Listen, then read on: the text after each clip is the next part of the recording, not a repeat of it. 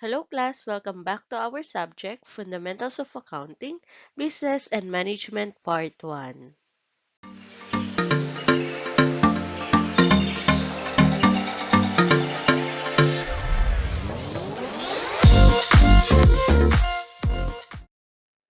So previously, we already discussed about the definition of accounting, the nature of accounting, and we also narrate the history or origin of accounting. And then we differentiate the different branches of accounting or the area of specialization. And we already identify who are the users of accounting information. So, if you haven't watched or if you haven't reviewed or you need to recall all of those items, I will link it below. So, for today, we're going to discuss the chapter 3, which is the forms and types of business organizations. So, before we really start the discussion, let me ask you this question. Di ba previously, I asked you if you're going to have a business, ano yung gusto nyo maging business. So, right now, look around your community. So, ano-ano ba yung mga business na nakikita nyo? So, maybe some will answer barbershop, or there are cleaning services, or there are tutorial services, or baka meron sa inyo na malapit sa mga hotels, or food stalls, or restaurants, flower shop, laundry shop, bakery, and all other business entities. So all of those entities or those businesses have different types and different forms. So let's now discuss first the types of business organization. So when we say types of business organization, so we are actually talking about the types of business operation. So it differs in terms of the presentation of the statement of comprehensive income and the content of statement of financial position. So meaning, tong mga iba't ibang types na to, dun siya nagkakaiba-iba. So what are the types of business organization? So we have service business, merchandising business, and manufacturing business. So, in service business, so dito yung ang nire-render mo to your customers is your services. So, what are the examples of this type of business? So, we have the barber shops, beauty salon, repair shops, banks, and also accounting and law firms. So, ang directly na nire-render mo or ang binibigay mo sa customers mo is your services. So, punta naman tayo dun sa next type. So, this is merchandising business.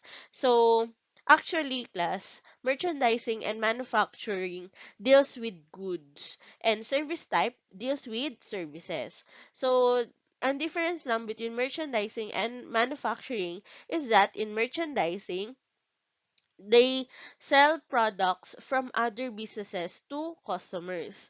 So meaning they also bought the products to their suppliers and sila yung nagme-merchandise or binabenta lang din nila sa customers nila.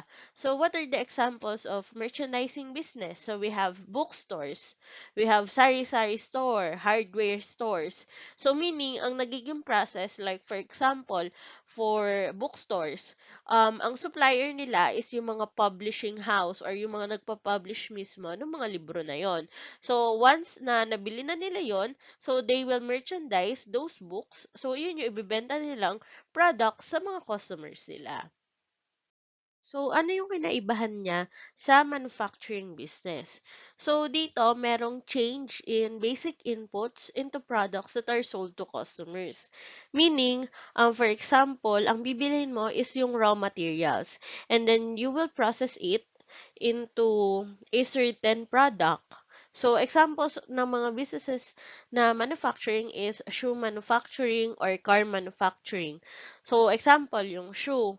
So, bibili ka ng mga raw materials. So, it can either be yung leather or yung mga kahoy na panggawa ng shoe. So, from that materials, pinaprocess siya into the actual shoe or shoes. So, yun na yung ibebenta mo sa customers. So, the difference is, sa merchandising, kung ano yung binili mo, yun din yung ibebenta mo. And then, sa manufacturing, kung ano yung binili mo, you will put that into production so that you will have another product na ibebenta mo din sa mga customers mo. So, for additional information, there are businesses that may be classified under more than one type of business.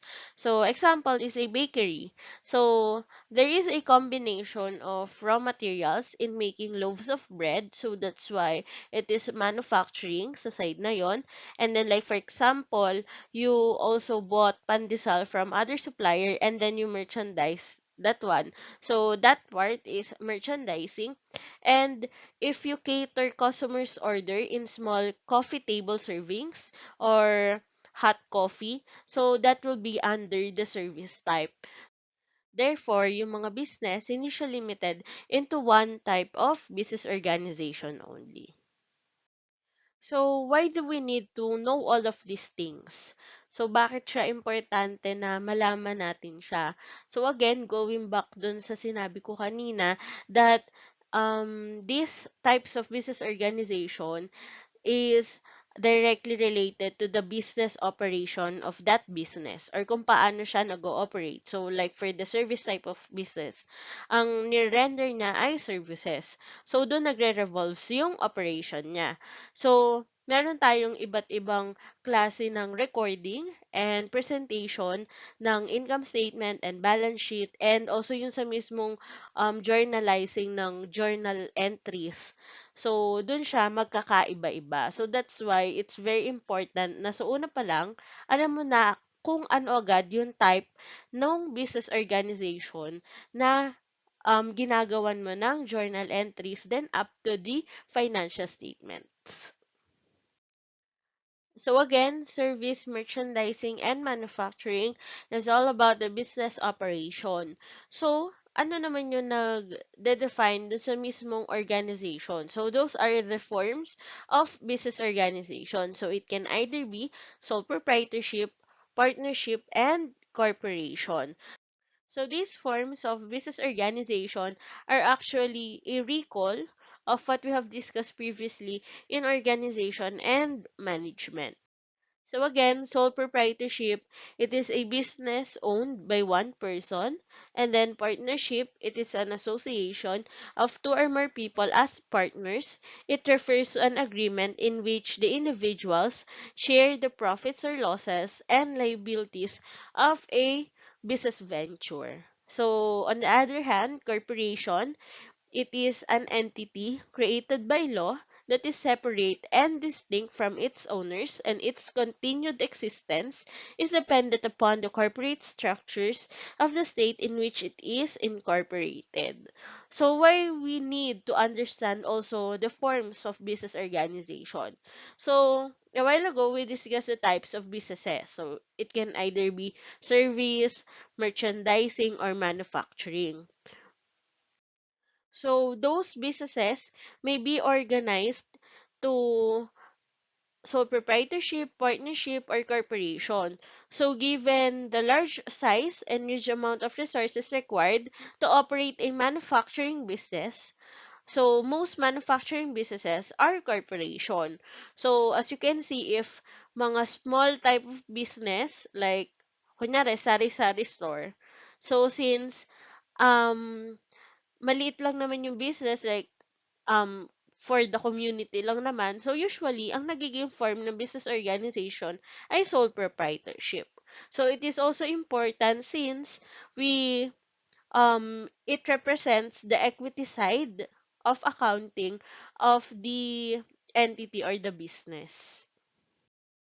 To discuss more or to recall the differences between sole proprietorship, partnership, and corporation, I have here a summary of those differences. So, first is the number of possible owners. So, as I already told earlier, in sole proprietorship, there's only one owner.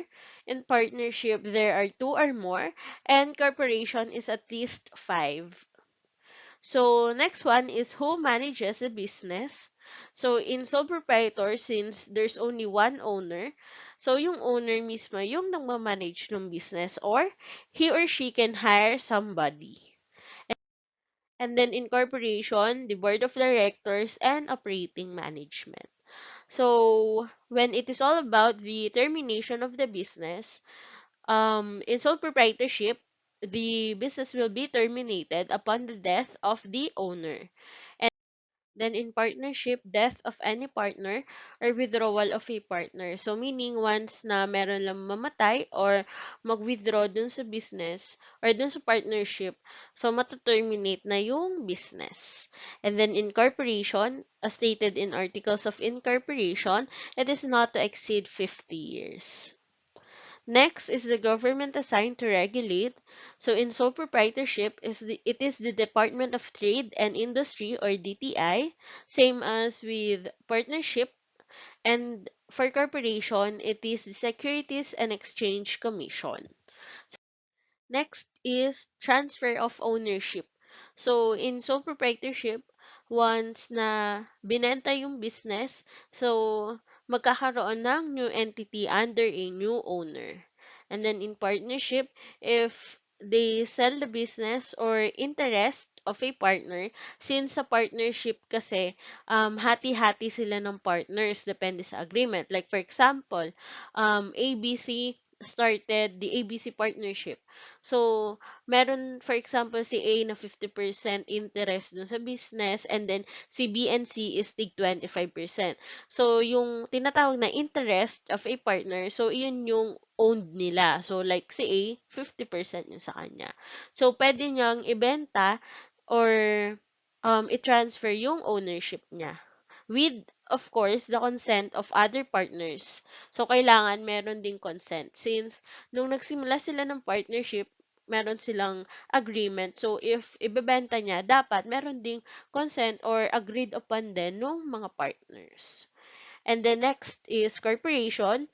So, it is through selling of stocks. So, that's why if bumili ka ng stocks of this corporation, you are already considered as a stockholder or shareholder of that corporation. So, meaning, isa ka na dun sa may mga may-ari ng corporation na yon.